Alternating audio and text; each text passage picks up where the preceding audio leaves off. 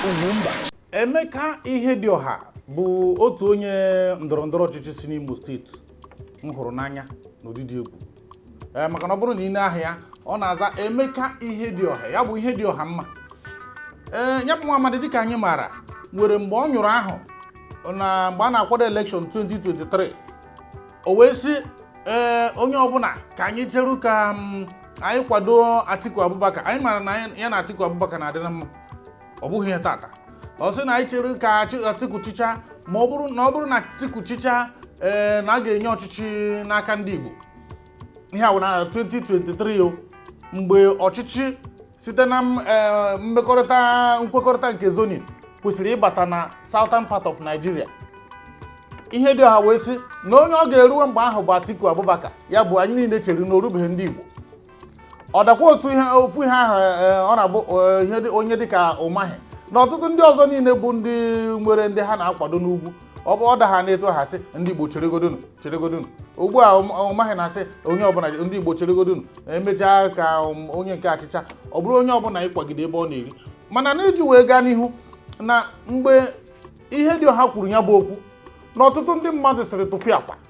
ka ọ ga-ejurute na nke anyị ndị sabo akarịa. O wee mepe ọnụ mgbe ahụ sị na onye ọbụla na-asọpọtụ hụ Atiku Abubakar bụ sabo. Okwu ahụ nyere anyị nsogbu mgbe agha, maka na onye ọbụla gị na-esere okwu, onye ọbụla na-erighị anya ọ bụrụ na nwunye gị dị ya mma ọ sị na ịbụ sabo ka e wee kpụrụ ugbo mgbe a nụrụ ọgụ. Ya mere ya bụ ihe wee butere Emeka ụtarị, maka na ndị be anyị pịara ụtarị pịa ya n'ụdịdị egwu. Wee sị Emeka ụfọdụ bidoro na-aṅụrịsị ahịze Chineke na anapụrụ ọchịchị onye gbara fọt ji wee gbaa fest, na ọ bụrụ na o meghị ụdị ha ka ị gara ịdị na-emere anyị dịka gọvanọ. Ya bụ ihe ekwucha gacha wee ji n'otu oyi kịta. Izu gara aga ka ndị opposition parties mere nzukọ na Ibadan wee kwekọrịta na ha ga-atinye sọsọ ofu onye presidential candidate ka a ghara ịga kurie vootu ha. Wee na-ekwu na ọ bụrụ na a maara na ya bụ zoning arrangement enwere na-adịghị na constitution, a maara na ọ dịghị na constitution mana o tego ọ na-arụrụ anyị ọrụ, na ọ bụrụ na a maara na ya bụ zoning ga-arụ ọrụ na ekwesịrị ime ọ gbarata na southern Nigeria, abịazie na onye ọzọ ebe ọzọ ga-abanye bụ na south east Nigeria. O rutezie na south east Nigeria enweghị onye ọzọ anyị were na-abụghị Peter Obi. Onye ka anyị na-enweta ozi ugbu a na ofu onye na-akwado ndị media organization nke Emeka Ihedioha bụ Maazị Akwara Ndụ aga na ugbu a na-ekwu na ihe gbasara zoning na o dobeghị anya ọfụma, na ihe a chọrọ bụ competence over zoning, na ihe a chọrọ bụ bla bla bla bla bla, na-achọkwa ịnyụ ahụ ọzọ, iji ọnụ nyụ ahụ ọzọ. Onye wepụtara ozi a bụ Igbo Anyaka bụ onye isi ndị Ọhaneze Youth Council. O wee na-asị ka ya bụ nwa amadi ga-esi pụtakwuo ugbu a ọ dị ka a ga-asị na a na-echezi ihu ịlụta site na ya bụ coalition nke ndị ADC, na a na-echezi ka ọ baruo anyị aka bụ ndị Igbo, ka anyị mara ka anyị ga-ejikọta ọnụ. Ugbu a ekwuru na ma kwakwa nso ma onye ọbụla tinyeziri ọnụ ugbu a ka emee ya n'ụdị ka akwagide ka mara ka nwa amadi ya bụ Peter Obi ọ ga rụọ ụgwọ nta ma o kwuru na ya ga-arụ, ka mara ka a ga-eduzite Igbo. O wee bụrụkwa onye media aid Emeka Ihedioha. Ị maara na ọ bụrụ ha na ụdawa nsogbu adakwa. Ọ bụrụ na biko Emeka ka m bịa, ọ bụrụ na ọ bụghị gwaziri ozi a, ọ bụrụ na ọ gwaziri ozi a, biko pụta ozugbo gwa ha sị ha mba kwuo si na ihe a ekwuru na okwu ha, maka na ọ na ha akpapinye ọnụ. Onye ọbụla o doro onye ọbụla anya na gị na Atiku dị na mma, nke a bụ ihe na mana enwere mgbe ọ na-abụ ruo asị na nke a bụ Ihedioha mma na ọ bụghịzi ihe dị gị mma. Mgbe gara aga ka m fụrụ na vidiyo ebe enwe mmemme mere n'Imo steeti, gị na Peter Obi wee soro onye ọbụla na ọtụtụ ndị ọzọ, onye ọbụla wee soro na-abanye na họl ebe a na-eme mmemme ahụ. O wee na-asị na ọ dịkwa ka nwoke ma mara n'ihe, na ebe ọ bụ na anyị mara n'ihe wee soro Peter Obi n'azụ. Kedu ka onye a ga-eji kpọpụta ọkpagha ezi na ọ bụrụ na ọgụ a dịrị ozi a ma ọ bụ pụta gọnahụ ya, ma ọ bụ ka ọ bụrụ na ị gọnahụ ya akpịghị agbaghị na nke a. Maka na amaghị m ka ọ ga-eji bụrụ na o ruo na mgbe a ga-asị ka asị na a ga-akpọpụta Atiku ọ ebe mmadụ na-anọghị ka a ga-asị ka akpọpụta onye na-ana retirement ya bụ Emeka na ọ bụrụ na ya bụ ihe i kwuru na 2023 mgbe a na-akwado election na ị ga-anachitekwabe ime ugbu a site n'isi ka agha ka kagbuo ihe gbasara zoning n'ụdị ka Atiku Abubakar wee bịakwa were ego wee gorie etu ọ na-esi egoruo ihe ọbụla gbasara primaries maka ọ mara etu esi win primaries mgbe ọbụla ọ mara etu esi win nọọsụ gazienu ịgbacha mgbabụ ndụ gazienu ọgụ bụ ọnwụ ka ahụ ọ bụrụ na nkwadoghị n'ebe Atiku nọ ga-emeghị ka ndị be anyị kpọghasị n'ụdị a kpọtụrụ obere ifuru ịmana eji isi aha mụtọchi ifuru ụtọ ya obere na 2023 mgbe anyị pụtara kwuo si onye ọbụla bịa kwado Atiku Abubakar na ọya ka o ruru o mmekọta mee nke a ma na ị na-aka naghị maka na ma ADC ahụ ihe gbasara gọvanọ ama ruo egwu na Imo steeti ịmakwuru na onye gị na onye napụrụ ọchịchị ka nọ n'ọchịchị ugbu a ọ bụrụ na o ruo mgbe o ji apụ dịka ị na ha atụ anya na ị ga-emegba marakwa na ọkwa agha ya bụ na ọ bụrụ na ị ga-esoro anyị niile yọwa Atiku si ya biko maka your own political future na ndị be anyị siri biko ị ga-enye nwa anyị ohere ka anyị chi asụsụ afọ 4 ma ọ bụ ka anyị zogodi ya azọ ka enye anyị ohere ka anyị zogodi ya azọ maka na ị maara na onye ji ADC bụ Peter Obi ọ bụrụ na eme ya ma ya bụrụ kịta na Peter Obi na Kwankwaso begoro dịkọta ọnụ ọ bụrụ na eme ya ha zọọ ya site na amara Chineke a ga-emeri ama na anyị ga-akwado mana ha emeri ihe ka ọ ghara ịbụ na ọgụwa bụ onye ụlọ kpọrọ ndị kpọrọ anyị sabụ maka na ya kwado ha Atiku ka ọ ghara ịbụ na ọgụwa bụ dị sabụ afụrụ anya maka na ọ ga-eme na mbọsị ọbụla i kwuriri bịa na Owerri si tụọrọ onye a tụọrọ onye a ndị mmadụ ga-atụ ụpịa wọta ụmụaka nwere ike ịtụ ụpịa wọta ụmụaka nwere ike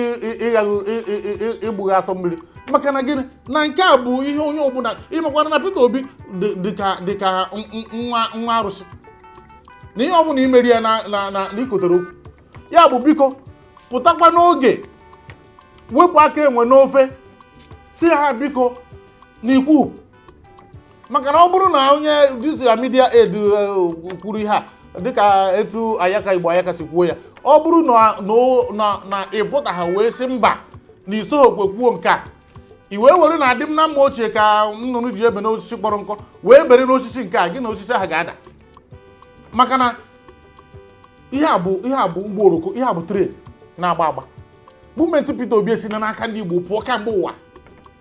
wee nọrọ n'aka ndị yus wee nọrọ n'aka ndị a na-emegide wee nọrọ n'aka ndị ụwa na-atụ n'ọnụ na-achọ olileanya o dokwu na onye ọbụla anya o doro ihu na ọkụkọ anya n'obodo anyị bụ Naijiria ma mpaghara ụwa niile na ọ bụrụ ha na ofu onye n'ime ndị ochie agha na-agabu aga na enweghị ebe anyị ji azụ aga n'ihe gbasara nnapụta obodo anyị bụ Naijiria mana ọ bụrụ na gịwa na onweghị esoro wee sị na ị ga-agbanyere Peter Obi aja na garị na pati ADC na ọ bụrụ na Jagaban kwete ọ bụrụ na Jagaban kwete na ADC so azụ ọ bụrụ na apụta ọ bụrụ na ị ga-eso gbanyere Peter Obi aja na garị mana na a ga-achọgụ mkpụrụ nanya maka na amaghị m ka ọ ga-eji bụrụ na gị wakpọrọ anyị sabụ ga-emechazi ghọọ sabụ biko ana m anyọ ịma na eso m na ndị ọ ga-abụ ana m ene anya asa onye bụ ezigbo mmadụ ịrụchara deputy senate president akọghọrọ akụkọ riatiati anya dị ndị Igbo n'elu isi dị anyị n'elu wee na-aghị n'aka mana ọ bụrụ na ịpụta kịta site na nke a ruwere anyị eruweghị anyị maka na ị chọrọ na ọ bụrụ na eme ka Atiku bata na ọ ga-aka mbakwa biko mee ihe dị n'afa gị ihe dị ọha mma mana ọ bụrụ na imeghị ya a ga-akwapụ gị n'akụkụ mgbe ahụ a ga-akwapụ gị n'akụkụ ịma mgbata dịrị tọd enwere ike zafụ ịma ụfọdụ ndị ga-enye gị tiketi ya bụ biko na ihe anyị na-ekwu bụ o ji akwasa ahụ mara onwe enwere etu ọ na-abụrụ etu a mmadụ adịga sị ka ya nenegodu ebe mmiri a sọrọ aga maka na ọ bụrụ na ị na-anya fụ ebe mmiri sọrọ aga ị ga-ezeri ya adịghị ama nọ mmiri a na-ebu ụgbọ mmiri nọ thousands of pounds na weight ịpụtazi ego wa bụ nnụnụ isi ka ibegoro biko nene ya enene ama m na ị nwere ọbụrụ iji ne maka adịm na mma gị na Atiku bịa butere onwe mmechi ụzọ n'ebe ndị Igbo anyị nọ maka na isoro ofu onye anyị na-enekwesị anya na ọ bụrụ na akpakọta ọfụma na a ga-arahụ n'ute ya bụ nke a bụ ndụmọdụ m na-enye biko gị na Atiku na-adịkwa na mma ọ dị na mma amakwuru na ụfọdụ enweghị ndị be anyị na-arụ ọrụ ọ nụkwuru m onye Igbo o nwe ofu oyi nwoke mgbe ahụ bụkwa onye Igbo so na midia ede Atiku n'onwe ya bụ ọ bụrụ na ndị midia ede chọrọ ime isi onye ọbụla cheru ịgbachi nkịtị mee ọrụ pim ekwuna mana ọ bụrụ na onye apụta kịta abịa kpụpụta ụkwụ gị n'ama ndị mmadụ ga-apịakwa gị a ga-apịakwa gị ndị Igbo anyị ụmụaka amaghakwa ebe ndụ dị mmadụ a ga-apịakwa gị ọ dịka ihe mere na 2023 ọ dịzị ka ga-asị ọgba ozi mmadụ na ihe ndị mmadụ na-ekpe ekpere na-asị Chineke ekele dịrị na achụpụrụ onye a ọ bụrụ na ọ rụrụ gọvanọ otu aka ọ kara isi mere anyị dịka gọvanọ ya bụ oyi akwasa ahụ mara onwe Emeka Ihedioha in fact mụ na onwe m likere personally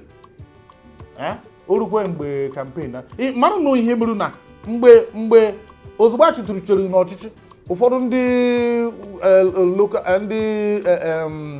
House of Assembly ibirikiti n'ime ha wee banye usoro Hope Uzodimma anyị si Lagos gbaa ụgbọ gaa na Imo steeti gachi ha kedu ihe bụ ihe a ma Uche Ogbuagụ ma ọtụtụ ndị anyị jụrụ ajụjụ ọnụ sị ha gịnị butere ya enwere ụmụ ihe ha kọrọ anyị na-achọghị ịkọ ebe ọ bụ eziokwu na vidiyo dị na chanel UGWUMBA TV enwe ihe anyị na-achọghị iwepụta ebe a mana biko